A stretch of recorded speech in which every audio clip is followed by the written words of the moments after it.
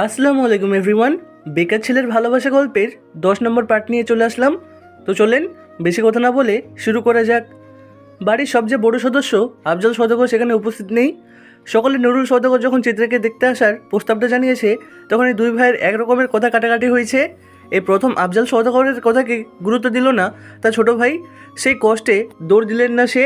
যা ইচ্ছে করুক গিয়ে সবাই। তুহিনও বেশ চিৎকার চেঁচামেচি করেছে, কিন্তু শেষ মুহূর্তে চিত্র থামিয়ে দিয়েছে তার ভাইকে। বাবা নাকি তার ভালোর জন্যই সিদ্ধান্ত নিয়েছে। তুহিনও রাগে ক্ষোভে ঘর থেকে বেরিয়ে গেছে। পাত্রের মা হাত জোর করে বেশ বিনত স্বরে বললেন, ভাই সাহেব, আপনাদের মেয়েকে আমার ভীষণ ভালো লেগেছে। মায়া মায়া মুখ, আপনারা দেখুন, আমরা চাচ্ছি আজই একটা পাকা ব্যবস্থা করে যেতে। নুরুল সওদাগর তো আনন্দে আত্মাহারা। সবাই বেশ ভয় আছে, এই ভেবে যে নুরুল সওদাগর না আবার হ্যাঁ করে দেয়। ভাবসাবটাও ঠিক তেমনই মনে হচ্ছে। কথা ঘোরালো মাহাতাব বেশ বুদ্ধির সাথে হাসি মুখে উত্তর দিল, আন্টি, বিয়েটা তো আর এক কথায় হয় না। আপনারা খাবার খান, আমাদেরও তো পারিবারিক আলোচনা আছে, আমরা তো সেরে নেই। তাছাড়া তো মেয়েরও তো একটা মতামত আছে, তাই না? ভদ্রমহিলাও সম্মতি সুরে বললেন, হ্যাঁ হ্যাঁ, তা তো অবশ্যই, আপনারা আলোচনা করুন, আমাদের সমস্যা নেই। মহিলার কথায় সবাই স্বস্তির শ্বাস ফেলল। নুরুল সওদাগর যেন ভয়ঙ্কর খেলায় মেতেছেন, যে কোনো মূল্যে তাকে থামাতে হবে। সবাই যখন নিজ নিজ বাক্য বিক্ষোটায় ব্যস্ত, চিত্র তখন পথ ধরল ছাদের দিকে। বাহার ভাইয়ের উপর অভিমান আর বাবার ভালোবাসা পাওয়ার আকাঙ্ক্ষায় সে অনলে ঝাঁপ দিতে যাচ্ছে। তবুও কি বাহার ভাই তাকে আটকাবে না, বলবে না থেকে যেতে? বাহার ভাই বললে চিত্রা হাসতে হাসতে সব ভুলে যাবে, এমনকি বাবার ভালোবাসা পাওয়ার আকাঙ্ক্ষাও। সচরাচর আশ্বিন মাসের ঝড়ের আভাস পাওয়া যায় না। পেঁজা তুলোর দোলেরে ছুটে যায় আকাশ ঘেঁষে, কেমন হাওয়ায় মিঠাইয়ের মতো দেখতে লাগে আদরে তুলদুলে। অথচ আজ আকাশে হাওয়ার মিঠাইয়ের মতো তোলা নেই। আকাশে আজ ধ্বংসাত্ম রূপ। চিত্রার হৃদয়ের ভয়ানক বিস্তৃততা বোধহয় ছেয়ে গেছে আকাশেও। নিচে পরিবারের বাকবিন্দুটা চলছে। চিত্রা বেশ কায়দা করে ছাদে চলে এলো। বাহার ভাইকে এক নজর দেখার অশোকে ধরেছে তাকে। যে কোনো মূল্যই হোক এই অসুখ তাড়াতাড়ি সারাতে হবে। নীল শাড়ির আঁচল বাতাসে উঠছে। ছাদে উঠতে এক অন্যরকম দৃশ্য চোখে পড়ল চিত্রার। বাহার ভাই ছাদের কবুতর দুটোকে খাবার খাওয়াচ্ছেন। কবুতর দুটোও চিত্রার। কবুতর দুটোকে ঠিক পালে না সে, সবসময় ছেড়ে রাখে। যখন ইচ্ছে হয় তারা ফিরে আসে, খাবার খায়, চিত্রার সামনে উড়ে বেড়ায়, আবার নিজেদের মতন চলে যায়। বাহার ভাই কখনো এদের এত আদর যত্ন করেনি, আজ আবার কিনা খাবার খাওয়াচ্ছে। চিত্রা ধীর পায়ে বাহারের সামনে এসে দাঁড়ালো। খুব মনোযোগ দিয়ে দেখলো লোকটাকে। নিচে থেকে দেখতে আসা নওশাদ নামের ছেলেটা বাহার ভাইয়ের থেকেও বেশি সুন্দর। উচ্চতা একটু কম, তবে বেশ সুন্দর, ভদ্র, সুশীল, সরকারি চাকরি করে। অন্যদিকে বাহার ভাই প্রচুর অভদ্র, অসামাজিক, বেকার। বাহার ভাইয়ের এত এত নেগেটিভিটি, তবুও যেন বাহার ভাইয়ের তুলনা কারোর সাথে হবে না। তবুও বাহার ভাই অনবাদ্য। আরে চিত্র যে, তা এই অসময়ে ছাদে? বাহারের কথায় ধ্যান ভাঙলো চিত্রার। মানুষটা কত স্বাভাবিকভাবে কথাটা জিজ্ঞাসা করলো, অথচ মানুষটার সাথে তার নীরব একটা মানবাভিমান চলছে। যে মানবাভিমানের জন্য আজ চিত্রা এত বড় সিদ্ধান্ত নিয়েছে, অথচ যেন কিছুই হয়নি এমন একটা ভাব লোকটার কথাই। কথা তো না বলার ব্রত করলে নাকি? বেশ ভালো তো, কথা না বললে মানুষ তোমাকে সিরিয়াসলি নিবে, এতটা পাত্তা পাবে, বুঝলে? তোমার বাপ তো এমনিতেই দাম দেয় না, এখন যদি কথা না বলার কারণে একটু পাত্তা পাও তাহলে খারাপ হবে না? বারে ঠাট্টা মারা কথাই খানিক রেগে গেল চিত্রা। রাগী কণ্ঠে বলল, আমার বাবাকে নিয়ে একদম এসব বলবেন না। আচ্ছা, বলবো না। বাহার খুব সহজভাবে মেনে নিল চিত্রার কথাটা। চিত্রার রাগ আবার হারিয়ে গেল। মানুষটা এমন কেন? এমন না হলে কি খুব বড় ক্ষতি হয়ে যেত? মান অভিমান কিনারে রেখে চিত্রা ধীর কণ্ঠে বলল, বাহার ভাই, আমি নীল শাড়ি পরেছি, কিছু বললেন না তো? বাহার কবুতরকে খাবার খাওয়াতে খাওয়াতে একবার হালকা করে দেখালো চিত্রার দিকে, তারপর আবার নিজের কাজে করতে করতে বলল, বেশ ভালো তো, তা তোমার নীল শাড়িটা তেমন মানাচ্ছে না, তুমি বরং সাদা শাড়ি পরতে, মেঘের মতো লাগবে। বাহারের কথায় চিত্রার অভিমানীরা মাথা চাড়া দিয়ে উঠল, চোখ মুখ টলমল করে উঠল। বাহার ভাই এভাবে বলতে পারলো, অথচ অষ্টদশী বুঝেনি। বাহার ভাই তার গোপন একটা ইচ্ছের কথা কেমন করে জানিয়ে দিল। বুঝলে অভিমানের জায়গা ভালো লাগার সৃষ্টি হতো যে। বাহার আর চিত্রাকে সিক্ত করতে আকাশ ছেড়ে বেরিয়ে এলো বৃষ্টির ফোঁটারা। হুট করে তার আগমনে তাজ্জব মানবী ভিজে একাকার দুজনে। তন্দ্রমধ্যেই চিত্রা বলে উঠল, বাহার ভাই আজ আমাকে দেখতে আসছে, ওরা আজই আংটি পরিয়ে যেতে চাই। ও তাই নাকি? বাহ, দারুণ খবর দিলে তো। মিষ্টি খাওয়াবে না? চিত্র অবাক হলো বাহারের উত্তরে। বিস্মিত কণ্ঠে বলল, আপনি জানতেন না এটা? না তো, তোমাদের পারিবারিক ব্যাপার আমি আর কেমন করে জানবো? উত্তরটা বেশ স্বাভাবিকভাবে নিলেও চিত্রা মন মানতে চাইল না। সে দিবানিশি যে ছেলেটার জন্য পড়ে, সে ছেলেটা নাকি তার এত বড় খবরটাই জানতো না। এই কেমন মানুষ? চিত্রার ওষুধটা ততক্ষণে বৃষ্টির পানিতে মিলেমিশে একাকার। কাবা কাবা কণ্ঠে বলল, আপনি কি কিছু বলবেন না বাহার ভাই? হ্যাঁ বলবো তো। নতুন জীবনের জন্য তোমাকে শুভেচ্ছা। তুমি তো বাবার ভালোবাসার কাঙালি, তোমার যেন সেই ভালোবাসা মিলে নিজের বাবার কাছে থাকে, না হোক জীবনসঙ্গীর বাবার থেকেই না হয় পেলে। বাহার ভাইয়ের উত্তরে চিত্রা ব্যথিত নয়নে চাইল, মানুষটার কি ব্যথা হচ্ছে না বুকে? তবে তার কেন রক্তহরণ হচ্ছে? ভালোবাসায় তো যন্ত্রণা কেন? বাহার ভাইরা এত অবুঝ কেন? যাও চিত্রা, নিচে যাও, তোমার সুপুরুষ হবুবর হয়তো অপেক্ষা করছে। সুন্দর মানুষের আশেপাশে থাকলেই তোমার লাভ। সুন্দর মানুষ দেখলে চোখে একটু প্রশান্তি মিলে, বুঝলে? আমরা তো শালা পুড়ে ছাই, অথচ এই ছাইটাকেই আমার চাই। চিত্রায় তো আবেগের কথাটাকে বাহারের বরাবরের মধ্যে হেসে উড়িয়ে দিল। গা ছাড়া ভাবে বলল, শোনো মেয়ে, বয়সন্ধির আবেগ কেটে গেলে বাহারও কেটে যাবে। এ বয়সে ঠোঁট পুড়ে যাওয়া উন্মাদ বকাটেদেরই বেশি ভালো লাগে, কিন্তু যখন বাস্তবতা বুঝবে তখন এই ভালো লাগা বড় জোর তোমার হাসির কারণ ছাড়া কিছুই না। যাও, নিজে তোমার অপেক্ষাই করছে সবাই। চিত্রার কান্না সুদ বাড়ল, দু কদম বাহারের দিকে এগিয়ে গিয়ে কেবল উচ্চারণ করলো, বাহার ভাই।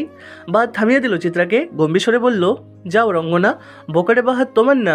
জীবনে বাস্তব হলে সুশীল সঙ্গী দরকার, বাহারে কেবল মনের ফ্যান্টাসি। চিত্রের কত কথা ভুলতে গিয়ে বলা হলো না, আবার কত অনুভূতি না চাই তো বলে দিল। বাহার ভাই তবুও নির্বাক, তবে তাই হোক, বাহার ভাই না হয় নাই হলো চিত্রা। ভিজে শাড়ি ভগ্ন হৃদয় নিয়ে চিত্রা যখন পা বাড়ালো সিঁড়ির দিকে, বাহার দু হাত মেলে আকাশপানে তাকিয়ে বলল, শুনছ গো মেঘ, বাহার আর গিটার ছুঁয়ে দেখবে না? অষ্টরশির হৃদয়ে বাহার আর এক্কা দোক্কা খেলবে না? বাহার যে খুব নির্মমভাবে সেই দুটো জিনিসই ভেঙে দিয়েছে। বাহারের আর কেউ নেই মেঘ, না গিটার আর না অষ্টদশী। চোখ বন্ধ করে আপন মনে গেয়ে উঠল রঙ্গনার বাহার ভাই, ভালোবাসা হয় যদি পাঠশালা, প্রেমের আরেক নাম কাটার জ্বালা, কাটার জ্বালা। নীরব নির্জন কালো আকাশে পূর্ণিমার মেলা আজ, কি সুন্দর আকাশ, মেঘেরা ছুটে যাচ্ছে দল বেঁধে, খোলা রাস্তায় ফিনফিনে বাতাস। ঠিক 40 মিনিটের মাথায় অবনী বেগম তার কাঙ্ক্ষিত জায়গায় এসে পৌঁছলেন। বুকের মাঝে কেমন থেকে থেকে কম্পনের সৃষ্টি হচ্ছে, মাঝে মাঝে তো মনে হচ্ছে শ্বাসই বন্ধ হয়ে যাবে। এমনটা তো হওয়ার কথা ছিল না। অবনী বেগমের 22 বছরের সাংসারিক জীবনে সে আমজাদকে কখনোই স্বামী হিসেবে মন থেকে মানতে পারেনি। তবে আজ কেন হারানোর ভয়, হয়তো মায়া। এত বছর একটা মানুষের সাথে থাকলে মায়া পড়ে যায়, যে মায়ার টানেও মনে হয় মানুষটা থেকে যাক। এই মায়া আর অভ্যাসের কারণে কত মানুষকে ছেড়ে যেতে পারে না। অবনী ধীর পায়ে চারপাশের বাড়িগুলোতে চোখ বুলায়। অবশেষে কাঙ্ক্ষিত বাড়িটা পাওয়া গেল বড় একটা অচেনা গাছের ডান দিকে। অবনী বেগম ধীর পায়ে হেঁটে গেলেন বাড়িটার সামনে। বাড়ির গেটের সামনে একটা লাইট জ্বলছে, লাইটের আলোয় বাড়ির মালিকের নাম জ্বলজ্বল করছে। অবনী বেগমের পা সেখানেই থেমে গেল। ইংরেজিতে বড় বড় অক্ষরে লেখা, মিসেস জেসি ফ্র্যাঙ্কলিন। অবনীর হৃৎপিণ্ড স্বাভাবিকের তুলনায় বেশ দ্রুতই জ্বলছে। ঠিক ওই মুহূর্তে এসে অবনী বেগমের মনে হলো তার বোধহয় বাড়িটার ভেতরে যাওয়া উচিত হবে না। ভিনদেশে যা লুকিয়ে আছে তা ভিনদেশে না হয় লুকিয়ে থাক। বয়স তো অনেক হলো, আর কতদিনই বা বাঁচবে? কি দরকার হাহাকার নিয়ে বাঁচার? এর চেয়ে জীবন যেমন চলছে তেমনই না হয় চললো। অপরিচিত কিছু না হয় আড়ালেই লইল, জেনে গেলেই তো দূরত্ব বাড়বে। আমজাদ সদাগর তো তাকে কম ভালোবাসা দেননি, সেই ভালোবাসা আগলে রাখতে পারলো না, বরং প্রতিহিংসার অনলে দগ্ধ করতে চেয়েছিল বারবার সেই সদাগর পরিবারকে। কিন্তু কখন যেন আখড়ে পিষ্টে সে পরিবারের মায়া পড়ে গেল, টেরি পেল না। অথচ অসময়ে মায়া বেড়ে কী লাভ? হারানোর ভয় মায়া কেবল বিলাসিতা হয়ে রই। অবনী বেগম আধার রাস্তায় আবার পা বাড়ায়। হসপিটালে ফিরে যাওয়ার অত ব্যস্ততা নেই, ধীর পায়ে যাওয়া যাবে। চারপাশে ততক্ষণে ভোরের আলো ফুটে যাচ্ছে, নীলভ আকাশ, শীতল প্রকৃতি। অবনী বেগম হাঁটতে হাঁটতে ডুব দিলেন নদীতে। আজকের এই শক্তভক্ত অবনী বেগম এমন কখনোই ছিলেন না। অজ পড়াগার থেকে এক সহজ সরল মেয়ে ছিল সে। বাবা আর সে ছিল তাদের ছোট্ট কুটিরের সদস্য। অবনী বেগমের বয়স তখন কত হবে, 15 কিংবা 16। গ্রাম ঘুরে বেড়ানো উড়নচণ্ডী ছিল সে। এ পাড়া ও পাড়া, এই গ্রাম ও গ্রাম করেই তো জীবন কাটছিল বেশ। পড়াশোনাও করতো না, তখন পড়াশোনার ততটা মূল্য ছিল না, তাও আবার মেয়েদের। তার উপর আজ পা গাড়া 5ম শ্রেণীতে থাকাকালীন সমর্থে ঘটিয়ে দিল পড়াশোনার। দেখতেও বেশ ছিল। বাবা ছিল দিনমজুর, সারাদিন যা খেটে খুঁটে রোজগার করতো তা দিয়ে বাবা মেয়ের সংসার দিব্যি চলতো। একদিন সময়টা ঠিক গ্রীষ্মের মাঝামাঝি, উত্তপ্ত দুপুরে গ্রামের তীব্রতায় যান যায় যায় অবস্থা সকলের, কি গরম। অথচ অবনী বেগম সে দুপুরেও বেশ আরামে পাড়া ঘুরে বেড়াচ্ছে। শরীরে একটা চকচকে হলুদ রঙের 3 পিস, গোসল করে চুলগুলো খোলা যা বাতাসে দোল খেয়ে যাচ্ছে। কোলায় একটা তাবিজ, শুকনো সরু দেহখানে নিয়ে শেষ জরুল গাছের তলায় বসে কামরাঙা খাচ্ছে বেশ আয়াস করে। সাথে তার বন্ধু বান্ধবের দল। হুট করে সেখানে পুলিশের গাড়ি এসে থামলো। এলাকায় তখন ডাকাতের প্রকোপ বেড়েছে। বিদেশ নতুন অনেক বড় বড় পুলিশ অফিসারদের পোস্টিং হয়েছিল সে ঠাই।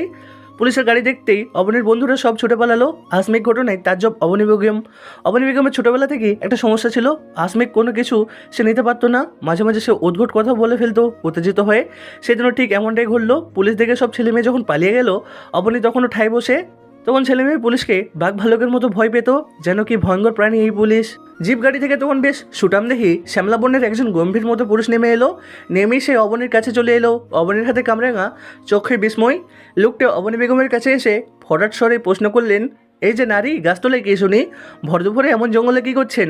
অবনী বেগমের আগে কখনো অপরিচিত পুরুষের সম্মান তো যায়নি। সেদিন হঠাৎ অপরিচিত পুরুষটিকে সামনে দেখে ভয়ে অস্বস্তিতে তার চোখ টলমল করে উঠল, চোখ উল্টে ফেললো, কেঁদে দিবে ভাব। অবনীর লম্বাটে মুখখানায় কালো মেঘের আনাগোনা দেখে ভরকে গেল পুলিশের পোশাকে থাকা গম্ভীর মানবটা ব্যস্তপতি কণ্ঠে বলল, এই যে জারুল কন্যা, কেঁদো না, ভয় পাচ্ছ? আমি তোমায় বকিনি তো। জারুল কন্যার নাম শুনতেই অবনী বেগমের কান্না থেমে গেল। সে প্রথম অবনী বেগমের মনে কোনো পুরুষের আদল ভেসে উঠল। সে প্রথম অবনী বেগম কিছু ভিন্ন অনুভূতির সাথে পরিচিত হলেন। হঠাৎ গাড়ির হর্নে ধ্যান ভেঙে অবনীর। অতীত ভাবতে ভাবতে আকাশের নীলব রং সরে গিয়ে সাদা সাদা মেঘ ভরে গেছে, দিনের আলো ফুটে গেছে। অবনী বেগম হসপিটালের সামনে চলে এসেছে। টেরি পেল না। অতীত এমনই মধুরম জিনিস যা ভুলিয়ে দেয় বর্তমান। তাই তো মানুষ সাদা আফসোসের গান গায় অতীত নিয়ে। আজ শনিবার সদগর বাড়িতে তুমুল নীরবতা, হইচই নেই কোনো রকম। দিশান আজ হোস্টেলে চলে গেছে, ওহি ভার্সিটিতে। চিত্রা নিজের কলেজে, ছেলেরা যার যার কাজে। তুহিন গতকাল রাগ করেছে, বাইরে গেল আর ফিরে আসেনি। তুহিনের রাগ বরাবরই অনেক বেশি, খুব সহজে না রাখলেও রাগ উঠলে আর হুঁশ থাকে না। চঞ্চল বাড়িটা কেমন নিস্তব্ধতায় ছেয়ে গেল। খাবার টেবিলের হইচই আর হয় না। টিভির চ্যানেলে ভাই বোনেদের আর মিশে তুমুল ঝগড়া হয় না। মাছের বড় টুকরোটাও কে খাবে তা নিয়ে আরেক দফা বকবণ্ডিত আরও হয়নি। কেমন বাড়িটার প্রতিটি কোনায় হাহাকার ল্যাপটানো। আফজাল সদাগর তার নিজের ঘরে শুয়ে আছেন, কপালে হাত রেখে, চোখ দুটি বন্ধ। রোজা সদাগর কপালের ঘাম মুছতে মুছতে ঘরে প্রবেশ করতেই তার চোখ যায় স্বামীর নিস্তব্ধ দেহটার দিকে। রোজা বেগমের বড্ড মায়া হয় স্বামীর জন্য এই রোজা সদাগর কত কিছুই না করেছে, কত অন্যায় না মেনে নিয়েছে কেবল স্বামীর মুখের হাসি দেখার জন্য। আজ সেই স্বামী কিনা নিশ্চুপ। এই পরিবারটাকে সবসময় এত আঁচলের ছায়া তোলে সে রাখতে চেয়েছিলেন, তবুও আজ কোথাও যেন ভাঙা সূত্রপাত দেখা দিয়েছে। একটা নারীর সংসারের চেয়ে বড় আর কিছু হয় নাই। স্বামীকে এক ধ্যানে মগ্ন হতে দেখে রোজা সদাগর স্বামীর পায়ের কাছটা এসে বসলেন, ধীরকণ্ঠে শোধালেন, আপনি কি জেগে আছেন? আফজল সদাগরের ধ্যান ভাঙলো, কিন্তু অবস্থায় পরিবর্তন করলেন না। যেমন আছে তেমন থেকেই বললেন, হ্যাঁ জেগে আছি। কিছু বলবে? আপনার কি মন খারাপ হওয়াটা স্বাভাবিক না রোজা? যে ভাইদের জন্য এত কিছু করলাম, আজ তারাই দাম দিচ্ছে না, এর চেয়ে কষ্ট আর আছে বলো? মা বাবা যখন মারা গেলেন, দুটো ভাই একটা বোনের বটগাছ হয়ে দাঁড়ালাম আমি, অথচ আজ আমি মূল্যহীন।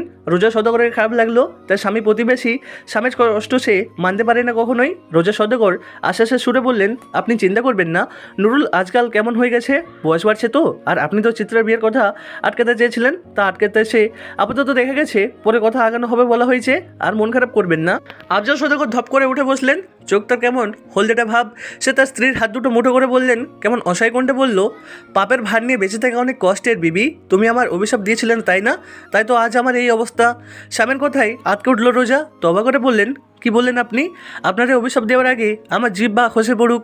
আর আপনি যা পাপ বলছেন তা আদেও পাপ না, আপনি তো জানেন, আর আমার আল্লাহও জানে সেটা। আপনি এসব ভাববেন না। আফজল সদাগর অনবরত মাথা নাড়াতে বললেন, এটা পাপই বিবি। আমি তোমাদের ঠকিয়েছি, নিজের সাথে আরেকজনকে ঠকিয়েছি।